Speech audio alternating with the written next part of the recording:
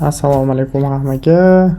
Biza bugun kiberxavfsizlik bo'yicha 3-darsimiz va biz bugun Linux operatsion tizimimizni, ya'ni Hacker mashinamizni MacBookga o'rnatamiz. Bugungi darsimiz MacBook. O'tgan safar sizlar bilan Windows tizimiga o'rnatgandik VirtualBox orqali. Endi bugun MacBookga qanaqa qilib o'rnatishni ko'rib chiqamiz. Demak, ketdik. Bizga kerak bo'ladi brauzer. Botdan UTM qidiramiz. Bu safar VirtualBox emas, UTM ishlatamiz. Va bu yerda download knopkasi bo'ladi. App Store'dan ham yuklasanglar bo'lar ekan. Download knopkasini bosib, men bu yerda yuklayapman. Hozir bir daqiqa. Yuklab bo'lishini kutib turamiz. Va bu yerdan ham Kali Linux kali.org ga kirganimizda mana Kali Linux yuklab olsak bo'ladi download knopkasi orqali. Bu yerda masalan uchun VirtualBox bo'ladigan bo'lsa, VMware ishlatsangiz mana har xil turlari bor. Keling, lekin biza Parrot OS qanaqa qilib yuklab olishni ko'ramiz. Parrot OS o'tgan safarga o'xshab download knopkasiga bosamiz. Bu yerda Virtual Security va bu yerda faqat AMD emas, RM ya'ni MacBook tizimi uchun, macOS tizimlari uchun. Bu yerda download knopkasini bosamiz. Bu yerda UTM Apple Silicon, ya'ni UTM ni tanlaymiz va avtomatik yuklab olishni boshlaydi. Men allaqachon yuklab qo'ydim. Kelinglar, UTM ham yuklab bo'lindi. Endi bizani bu dasturimizni ochamiz. Ochganimizda mana shunaqa oyna chiqadi. Bunda nima qilishimiz kerak? UTM ushlab shunchaki applicationga jo'natamiz. Va bu yerdan chiqib Residence ga kirsak bo'ladi yoki bo'lmasa applicationga kirganimizda bu yerda hozir UTM dasturimiz chiqqan bo'lishi kerak.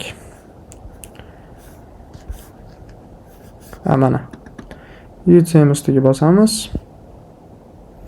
Bu yerda ochildi. Bu yerda open ni bosamiz. Mana bizdan bu virtual muhit mashinamiz ochildi.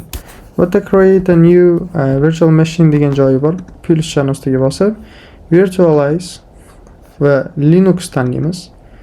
Bu yerda hech narsaga tegmasak bo'ladi va bu yerda shunchaki browse degan yozuv bor. O'shdan biza yuklagan Linuximizni o'rnatamiz. Ya'ni Parrot Security AMD. Hop, nimagadir ishlamadi. Ya'ni yuklab bo'lmayapti. Demak, hozir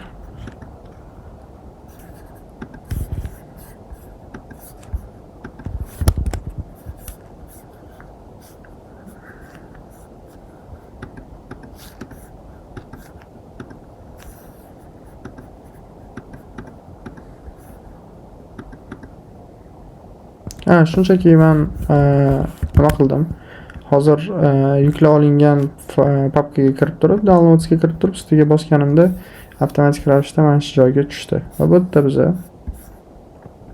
tepadagi mana bu setting knopkachasini bosib burchakdagi bu yerdan biza ichini настройка qilsak bo'ladi. Ya'ni necha gigabayt operativ pamyat berishimiz biz taxminan 3 gigabayt bersak yetadi.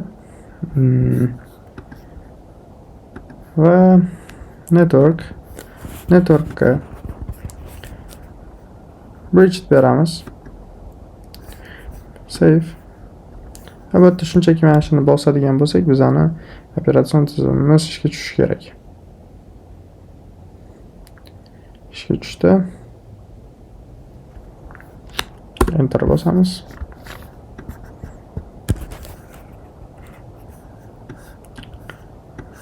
Mana tayyor bo'ldi. Demak, mana bizning Linuximiz bir vaqtda Mac operatsion tizimi bilan bir vaqtda ishlab turibdi.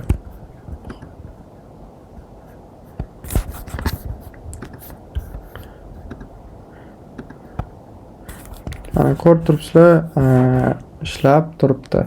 Ya'ni bu yoqda biz xuddi o'sha Windowsga o'rnatganimiz Linux ichi bir xil bo'ladi. Fayllardan tashkil topgan, bu yerda applicationlar, pen testing uchun, programming uchun hammasini topsak bo'ladi va biz brauzerimiz Xo'p, keyin update qilamiz. hali update qilishlarni ham ko'rib chiqamiz. Bu yerda bizning mana terminalimiz.